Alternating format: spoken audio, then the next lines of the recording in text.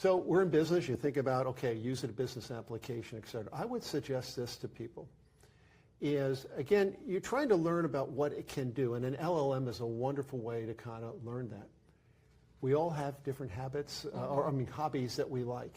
So instead of going into it from a standpoint of like business, take something you're really passionate about, perhaps, like a hobby. I like to play golf. I've learned more about golf having conversations with GPT than I knew before, because it was something I enjoy. It's have fun, but I'll ask it, like, what about this? What about that? What if I swing this way? What if I swing that way? And through that, I started getting comfortable having the conversations, and through that, I started like pushing the envelope. Well, what happens about this? Give me a calculation about how that works. And so my advice there is pick something that you like. You might like cooking. You might like riding a bike. Whatever the case may be. And just get in there and immerse yourself in it.